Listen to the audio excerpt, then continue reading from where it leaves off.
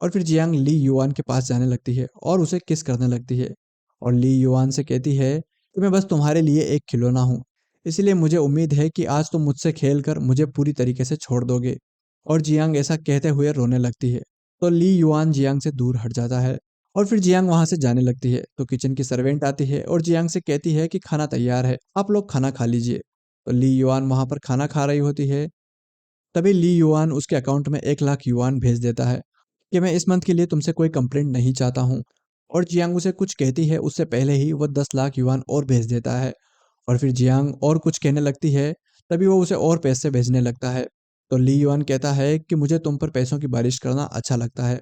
और ऐसा कहकर वो उसे 10 लाख युआन और भेज देता है। और फिर तभी जियांग को जियांगसू का फ़ोन कॉल आ जाता है और वो उसे पूछता है कि तुम कहाँ पर हो। तो वो कहती है कि तुम घर पर चलो, मैं जल्दी ही वहाँ पर आ जाऊँगी और मेरा इंतज़ार मत करना। और फिर जियांग वहाँ से चली जाती है। और जब वो घर पर आती है तो जियांगसू जियांग से कहता है कि क्या तुम ठीक हो? क्या लिन युआन ने तुम्हारे साथ कुछ किया है? तो जियांगसू जियांग की तरफ देखता है और वो उसे कहता है कि ये तुम्हारे होठों को क्या हुआ है? क्या कुछ लगा हुआ है? या फिर उसने तुम्हें किस किया है?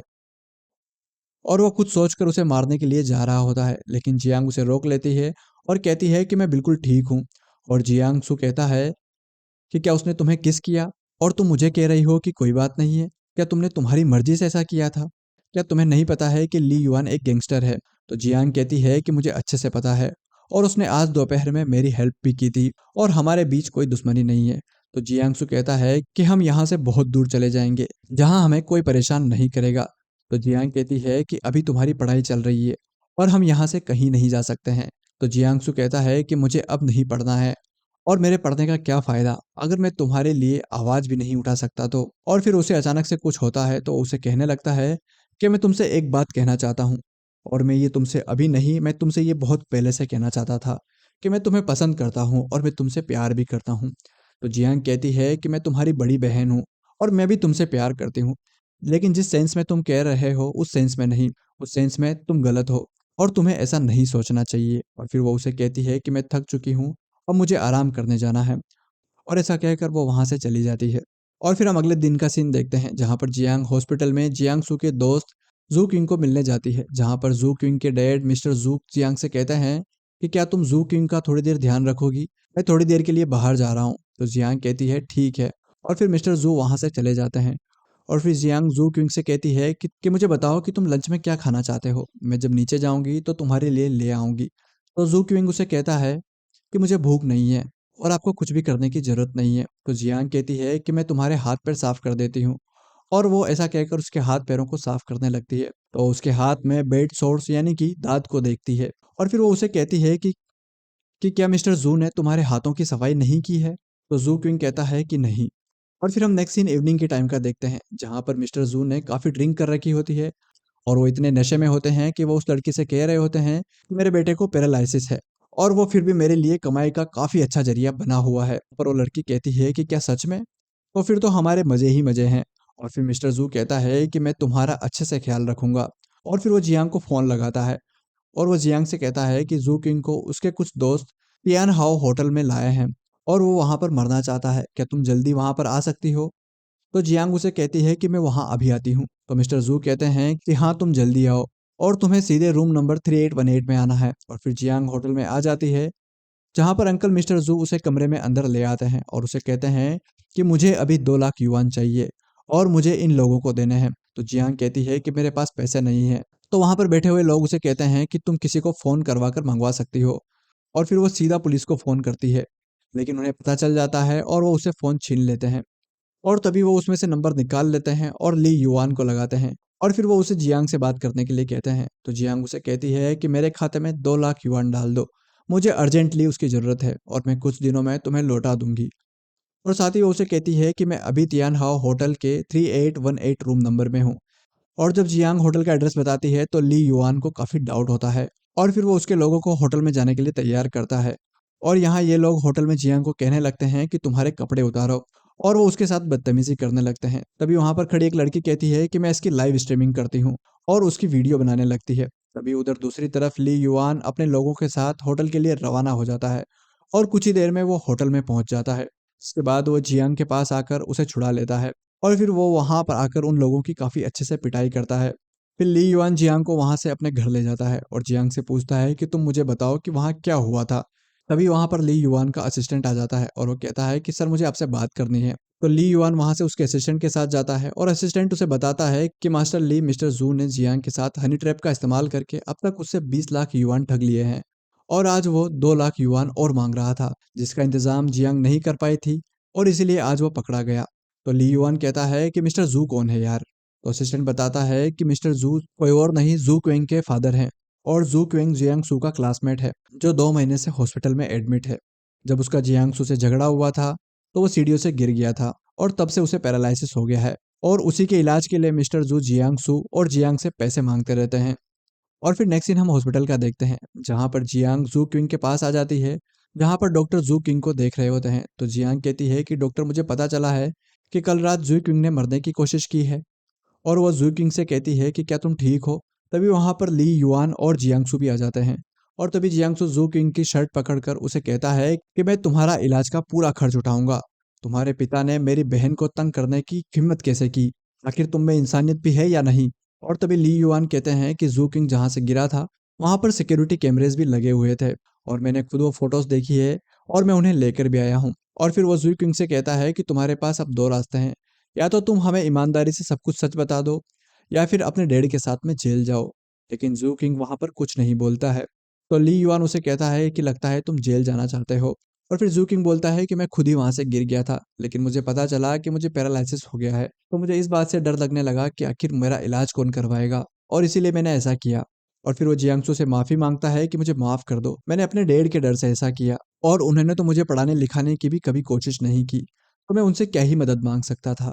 और फिर जियांगसू कहता है कि तुम मुझे चोट पहुंचा सकते हो लेकिन मेरी बहन को नहीं, तुम अब बिल्कुल मरने लायक हो। और फिर ली युआन कहता है कि तुम्हें घबराने की जरूरत नहीं है, मैं तुम्हारे सारे इलाज का खर्चा उठाऊंगा। और फिर जू किंग उसे कहता है कि थैंक यू ब्रदर इन लो। और फिर जियांगसू जू किंग को मारता है और उसे कहता है कि तुम किसे ब्रदर इन लो कह रहे हो, चुप रहो। और फिर नेक्स्ट सीन में हम देखते हैं कि जब जियांग घर पर वापस आती है तो जियांगसू ड्रिंक कर रहा होता है और वो सिगरेट भी पी रहा होता है। तो जियांग कहती है कि तुमने ये सब कब से स्टार्ट कर दिया। और फिर जियांगसू जियांग से कहता है कि तुम्हें ली युआन से दूरी बनाए रखनी चाहिए और तुम्हें उन पर भरोसा बिल्कुल भी नहीं करना चाहिए। मुझे यकीन नहीं होता है कि तुम्हें वो अभी भी पसंद है। मुझे पता है कि वो तुम्हें अभी पसंद करता है लेकिन जब उसका बाद में मन बदल जाएगा तो वो तुम्हें किसी कचरे की तरह फेंक देगा। और फिर जियांग उसे कहती है कि मेरे और ली युआन के बीच में कुछ भी नहीं है जैसा तुम सोचते हो।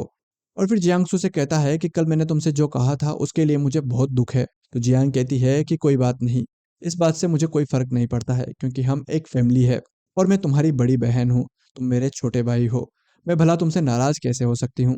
और फिर थोड़ी देर बाद जियांग जियांगसू के लिए नूडल्स बना कर लाती है और वो कहती है कि लो इसे खा लो। और जियांगसू कहता है कि तुमने कहा था कि जू क्विंग का इलाज जरूरी है लेकिन अब उसके इलाज के खर्चे की टेंशन लेने की हमें जरूरत नहीं है, तो तुम तुम्हारे इस कार्ड में जो पैसे हैं उन्हें छूना मत और तुम उन पैसों को वापस ली युआन को लौटा दो। तो जियांग उसे कहती है कि ठीक है मैं उसे लौटा दूंगी।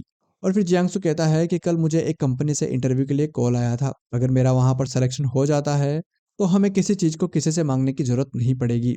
और फिर जियांग उसे कहती है कि ये तो बहुत अच्छी बात है।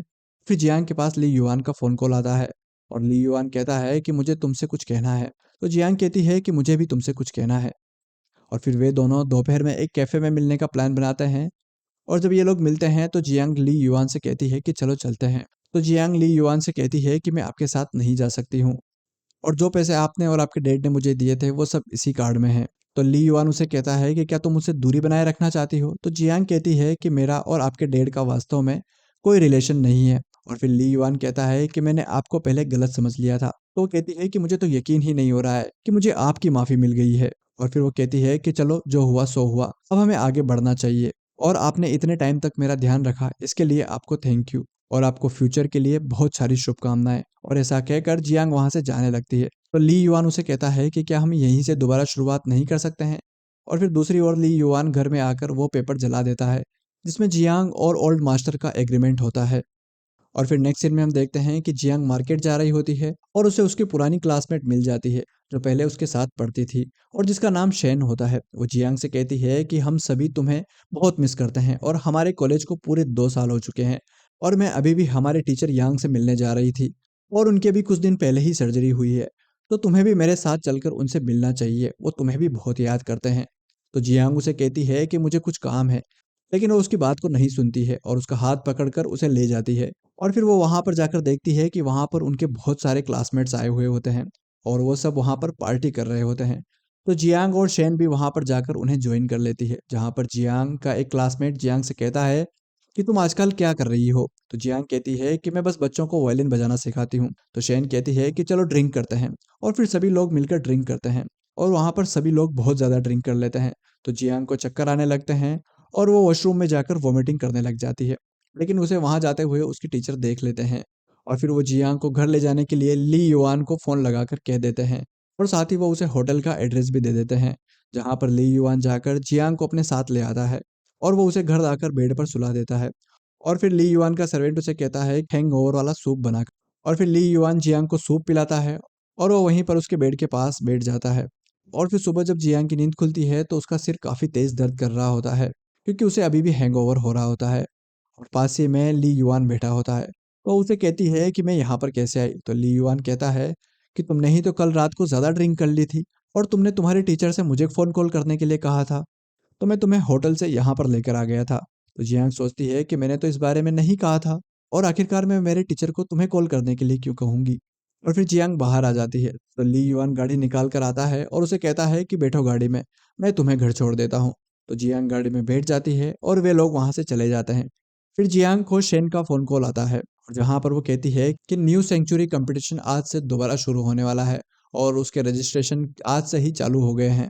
और तो और उसका जो फर्स्ट विनर होगा उसे 20 लाख युआन का अवार्ड भी मिलेगा। इसीलिए मुझे लगता है कि तुम्हें भी इसमें पार्टिसिपेट करना चाहिए, जिसके लिए तुम्हें रजिस्ट्रेशन कर देना चाहिए। और फिर वो फ़ोन काट देती है और फिर ली युआन उसे कहता है कि तुम्हें भी फॉर्म भरना चाहिए। और फिर जियांग कहती है कि चलो इसे भूल जाओ, और वैसे भी मैंने बहुत टाइम से वोलिन नहीं बजाया है। और आगे वो उसे कहती है कि इस तरीके के कंपटीशन सिर्फ दिखावे के लिए होते हैं। तो ली युआन उसे कहता है कि मुझे लगता है कि तुम जीत सकती हो। और फिर जियांग कहती है कि अच्छा, तुमने मुझे कब वायलिन बजाते हुए देखा? और फिर वो उसकी उस बात का जवाब नहीं देता है और कहता है कि तुम्हें रजिस्ट्रेशन तो कर देना चाहिए। और फिर वो उसे वायलिन की एक शॉप पर ले जाता है और वो उसे कहता है कि तुम्हें जो भी पसंद आए तुम वो ले सकती हो। तो जियांग कहती है कि मैं आपसे गिफ्ट नहीं ले सकती हूँ। तो ली युआन कहता है कि अगर तुम इनमें से किसी एक को नहीं चुनोगी तो मैं तुम्हारे लिए पूरी दुकान खरीद दूंगा।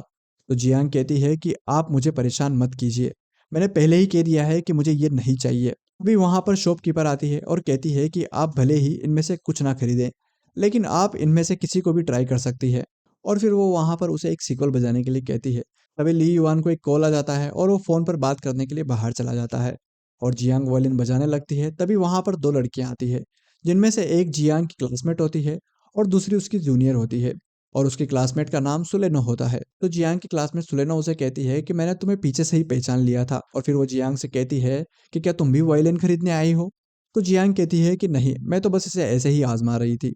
और फिर जियांग उसे कहती है कि तुम यहाँ क्या लेने आई हो? तो सुलेनो उसे कहती है कि मैं यहाँ अपनी दोस्त के साथ आई हूँ और वो वायलिन कंपटीशन में हिस्सा लेने वाली है और इसका नाम रुमानी है। ये वैसे तो हमारी जूनियर है। और फिर सुलिनो रुमानी से कहती है कि मैंने तुम्हें बताया था ना कि हमारे कॉलेज के ग्रैंड प्राइज जीतने वाली एक ही लड़की थी और वो यही है, जियांग। और इसके चर्चे आज भी बहुत सारी नॉर्मल यूनिवर्सिटीज़ में होते हैं। और फिर सुलिनो जियांग से कहती है कि रुमाली भले ही हमारी जूनियर है, लेकिन वो काफ़ी अच्छा वायलिन बजाती है। और फिर रुमाली सुलिनो से कहती है कि वो काफ़ी पुरानी बात थी जब जियांग ने वो प्राइज़ जीता था।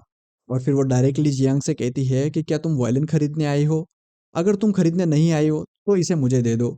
और वो उसके हाथ में से उसे ले लेती है और फिर वो शॉपकीपर से वहाँ पर कहती है कि मुझे ये वायलिन चाहिए, मेरे लिए इसे पैक करवा दो। तो शॉपकीपर उसे कहती है कि मुझे माफ़ कीजिए मिस रुमाली, लेकिन यहाँ पर पहले मिस जियांग आई थी, तो मुझे पहले उनसे पूछना होगा कि क्या वो वायलिन खरीदेगी। तो जियांग वहाँ पर मना कर देती है। तो रुमाली कहती है कि ठीक है, अब मैं इसे खरीदूंगी। और फिर वहाँ पर शॉपकीपर कहती है कि इस वायलिन की कीमत 20 लाख युआन है। तो वो उसे कहती है कि ठीक है, इसे पैक करवा कर मेरे घर भिजवा दो। और फिर वो कहती है कि मैं तो बचपन से ही इसी ब्रांड की वायलिन को इस्तेमाल करते हुए आई हूँ। और फिर वो वहाँ पर जियांग को धक्का देती है, जिससे वो गिरने वाली होती है और फिर ली युआन उसे गिरने से बचा लेता है। और फिर ली युआन रुमाली से कहता है कि मैं तुम्हें क्या कहकर बुलाऊं? तो रुमाली कहती है कि मेरा नाम रुमाली है और मैं फेक ग्रुप की वारिस हूँ। फिर ली युआन अपने असिस्टेंट को कॉल लगाता है और कहता है कि मुझे वायलिन की ब्रांड ढूंढने में मदद करो। और फिर वो जियांग से पूछता है कि सबसे अच्छी ब्रांड वाली वायलिन कौन सी आती है? तो जियांग कहती है कि फेन फेन का। और फिर ली युआन उसके असिस्टेंट से कहता है कि ठीक है, फैन फैन ब्रांड के सारे वॉयलिन लेकर घर पर लाओ। और रूमाली कहती है कि तुम्हें बिल्कुल भी तमीज़ नहीं है क्या कि लड़कियों से किस तरीके से बात की जाती है। तो फिर ली युआन कहता है कि तुमने तो बहुत शोर मचा कर रख दिया है। और फिर ली युआन शॉपकीपर से कहता है कि मुझे यहाँ का सबसे महंगा वायलिन चाहिए और उसे मेरे घर पर डिलीवर करवा देना। ऐसा कहकर ये लोग भी यहाँ से चले जाते हैं और ये सारा तमाशा देखकर सुलिनो काफ़ी खुश हो जाती है। और फिर नेक्स्ट सीन में हम देखते हैं कि जियांग जो ली युआन के घर पर वायलिन की प्रैक्टिस कर रही होती है और वो वहाँ पर काफ़ी अच्छा बजा रही होती है। और फिर ली युआन कहता है कि तुम मेरा गिफ्ट नहीं ले सकती हो, लेकिन तुम एक काम कर सकती हो, तुम यहाँ पर आकर वायलिन बजाने की डेली प्रैक्टिस कर सकती हो और ये तुम्हारे लिए ज़्यादा आसान रहेगा। और फिर कुछ दिन तुम यहाँ पर वायलिन बजाने के बाद कंपटीशन में पार्टिसिपेट कर सकती हो। और फिर आखिरकार उनके कंपटीशन वाला दिन आता है जहाँ पर ली युआन और जियांगसू दोनों पास पास बैठे होते हैं और कुछ ही देर में कंपटीशन शुरू हो जाता है जहाँ पर एक एक करके सारे कंपटीटर्स आते हैं और वॉयलिन बजाते हैं, जिसमें से रुमाली भी वहाँ पर वॉयलिन बजाती है और वो काफ़ी अच्छा बजाती है, जिसे देखकर सभी लोग उसकी काफ़ी तारीफ कर रहे होते हैं। लेकिन फिर जियांग का नंबर आता है और फिर जियांग उससे भी बेहतरीन वायलिन बजाती है और ये देखकर रुमाली को अच्छा नहीं लगता है। तो वो काफ़ी ख़राब मुंह बना लेती है और वो सोचती है कि मैं तुम्हें यहाँ नहीं तो कहीं और हरा दूंगी। और फिर रिजल्ट आता है और जियांग को काफ़ी सारे लोग सपोर्ट करते हैं और जहाँ पर जियांग जीत जाती है और फिर जियांग, जियांगसो और ली युआन तीनों घर पर आ जाते हैं, जहाँ पर ली युआन जियांग से कहता है कि हम कल मिलते हैं और फिर ऐसा कहकर वो वहाँ से चले जाते हैं। और फिर नेक्स्ट सीन में हम देखते हैं कि ओल्ड मास्टर ली को होश आ गया होता है और वो उनके पर्सनल सेक्रेटरी के साथ बातें कर रहे होते हैं, जहाँ वो सेक्रेटरी को कह रहे होते हैं कि इस लड़के ने तो सब कुछ बिगाड़ कर रख दिया है। और फिर वो उसे आगे कहते हैं कि जो भी न्यू इन्वेस्टमेंट्स हुए हैं उन सबको गोल्ड में इन्वेस्ट कर दो। और तभी वहाँ पर ली युआन और जियांग आ जाते हैं और वर्ल्ड मास्टर उनके सेक्रेटरी को वहाँ से जाने के लिए कहते हैं। और फिर वो जियांग को कहते हैं कि तुम तो पहले से भी ज़्यादा सुंदर हो गई हो। और ऐसा कहकर वो उसे एक कार्ड देते हुए कहते हैं कि ये 1 मिलियन युआन है, तुम्हारे लिए मेरी ओर से गिफ्ट। और ऐसा कहकर वो उसे एक कार्ड देते हैं, लेकिन उस कार्ड को ली युआन ले लेते हैं और वो कहते हैं कि आपने मुझे तो कभी ऐसा कार्ड नहीं दिया। और फिर उसके डैड उससे गुस्सा हो जाते हैं और कहते हैं कि तुमने ये कार्ड क्यों लिया है। और फिर वो उसके डैड से कहता है कि मैंने आपकी साउथ अफ्रीका की ट्रिप को सेट कर दिया है, अब आपको वहीं पर रहना है और जियांग और मैं शादी करने वाले हैं। तो ओल्ड मास्टर ली काफ़ी गुस्सा हो जाते हैं और वो अपनी गन निकाल लेते हैं और वो जियांग पर निशाना लगा कर रखते हैं और फिर ये दोनों यहाँ से जाने लगते हैं। तो ओल्ड मास्टर ली कहते हैं कि अगर ये मेरी नहीं हुई तो मैं इसे किसी की नहीं होने दूंगा। और उनके ऐसा कहते ही वो तुरंत गोली चला देते हैं और फिर ली युआन जियांग पर आ रही गोली को तुरंत खुद के ऊपर ले लेता है और ओल्ड मास्टर को इस बात का बहुत पछतावा होता है। और फिर हम देखते हैं कि ली युआन को हॉस्पिटल में एडमिट कर दिया जाता है और ओल्ड मास्टर को पुलिस अरेस्ट कर लेती है और फिर उन्हें जेल हो गई होती है। और फिर हम देखते हैं कि कुछ समय के बाद ली युआन को भी होश आ जाता है और फिर जियांग और वे दोनों अंदर एक दूसरे को किस कर रहे होते हैं। और फिर हम देखते हैं कि ली युआन बिल्कुल ठीक हो गए हैं और वो उनके घर पर हैं, जहाँ पर जियांग और जियांगसू भी आए हुए होते हैं और जियांग और ली युआन एक दूसरे के पास पास बैठे होते हैं और वहीं पर जियांगसू भी बैठा होता है। और फिर वहाँ पर एक सर्वेंट आती है और कहती है कि मिस जियांग बताइए मैं आपके लिए क्या बनाऊँ। वैसे तो मैंने आपके लिए आपका पसंदीदा सूप बनाया है, लेकिन अगर आपको कुछ और भी खाना है तो मुझे बता दीजिए। और फिर जियांग उन्हें बताती है और वो सर्वेंट वहाँ से चली जाती है। और फिर जियांग अपने भाई सू से कहती है कि तुम आज रात को यहीं क्यों नहीं रुक जाते, आंट वांग ने तुम्हारे लिए रूम भी साफ कर दिया है। अगर तुम यहीं रुकना चाहते हो तो रुक जाओ, अगर तुम यहाँ नहीं रुकोगे तो दोबारा यहाँ मत आना। ऐसा वो उसे मजाक में हंसते हुए कहती है। तो जियांग से कहता है कि तुम मेरे साथ क्यों नहीं चलती। और फिर जियांग उसे कहती है कि मैं अभी यहीं पर हूँ और मैं कभी भी आ सकती हूँ, तो तुम्हें मेरे बारे में टेंशन लेने की ज़रूरत नहीं है। और फिर जियांग और ली युआन वहाँ पर रूम में चले जाते हैं, जहाँ पर वो एक दूसरे को किस कर रहे होते हैं और फिर वो एक दूसरे के साथ रोमांस करने लग जाते हैं। तभी गेट पर बाहर खड़े होकर सर्वेंट और ली युआन का असिस्टेंट उनकी बातें सुनने की कोशिश कर रहे होते हैं। तभी वहाँ पीछे से जियांग आ जाता है और वो कहता है कि मुझे कोई फ़र्क नहीं पड़ता है, वैसे भी मेरी किसे परवाह है। और वो मन ही मन में कहता है कि अगर जियांग तुम खुश हो तो यही ठीक है, मैं सिर्फ तुम्हारी खुशी चाहता हूँ और मैं तुम्हारी खुशी के लिए कुछ भी कर सकता हूँ। ऐसा सोचकर वो वहाँ से चला जाता है।